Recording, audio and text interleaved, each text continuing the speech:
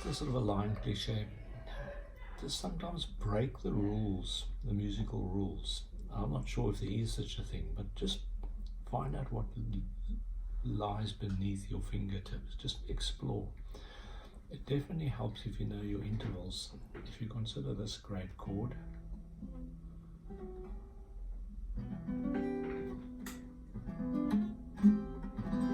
when played properly, or this D6,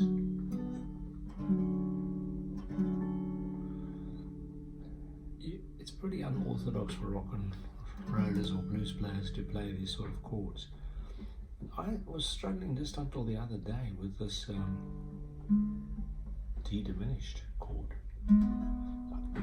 jazz chord. I could never remember it, but I just sat down the other day and said, okay, there's my D, then I've got my flat fifth, because I know that interval relationship, then I've got an F, which is the flat third of D major scale, and then I've got a C sharp, which is the flat sixth. So it makes total sense.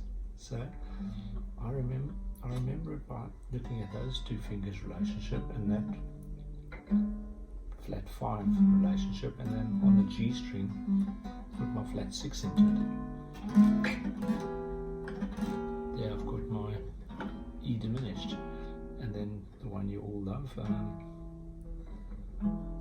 the Jimi Hendrix chord, the E, the major third, the flat seventh, and the G, the flat third, E flat seven, flat three.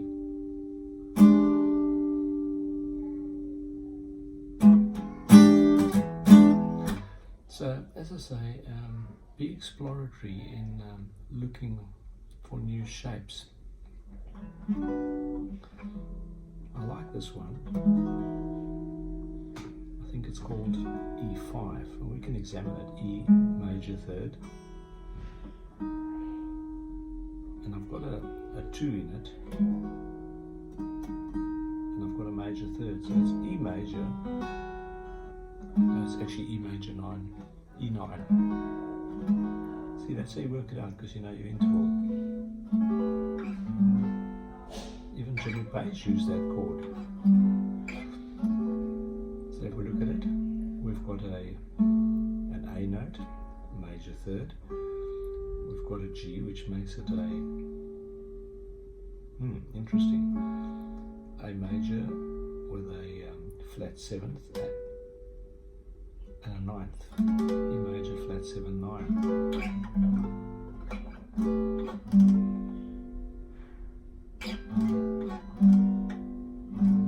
One of the Led Zeppelin songs. Anyway, you remember how you work intervals out? A major as a bass. 1, 2, 3, 4, 5, 6, 7, 8. That's it. And then you get in command of your intervals, and then you start examining chord shapes. It's actually more simple than you think. Your hand might take a while to get stretched out. As you can see, I don't profess to have a great command of being able to play these strange shapes, but I just do it occasionally, and it feels good.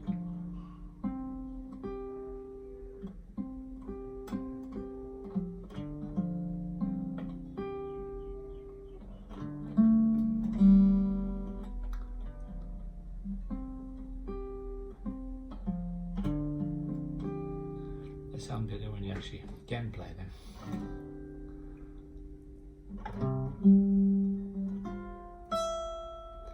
Just keep exploring. That's all I can encourage you to do. And who knows what the music of the future will sound like. But the more you're able to do with these 4 digits, the more the realms of possibility will open up for you.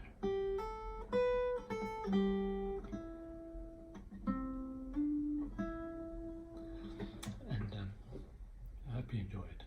I must tell you that when I do cover jams or jams of my own, I'm finding them easier to do, if that's the right term, because of all these technical exercises and hand stretching exercises, and knowledge of actually where the notes lie. So you actually start beginning to realize there's actually a very definite science behind it. And a lot of players just play like I played for, from the age of 14 until the age of 57, just by playing by ear, by listening. And I'm literally 40% deaf in my right ear.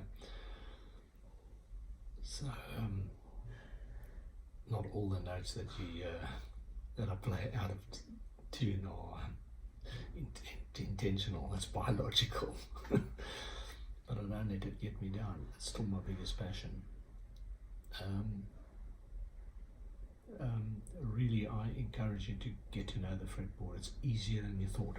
I started several years ago, probably about 6 years ago or 5 years ago only, when I was like 59 years old. I put my finger down one day and okay, I knew that was an A, the 5th fret of the E string, but to my disgust I put my finger down on the 2nd fret of the A string, and I literally had difficulty telling you it was a B note.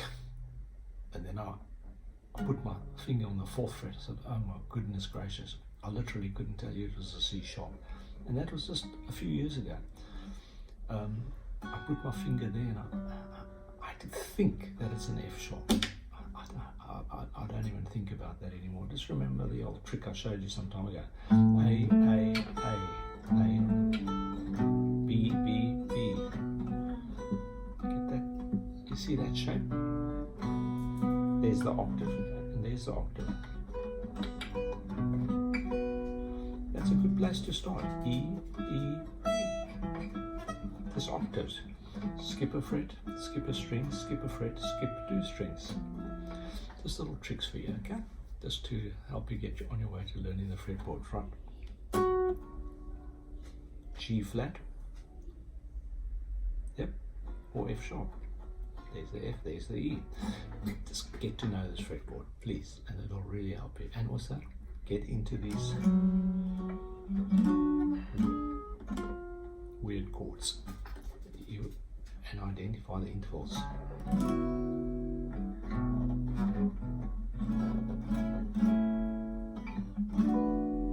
The old 9th, E9.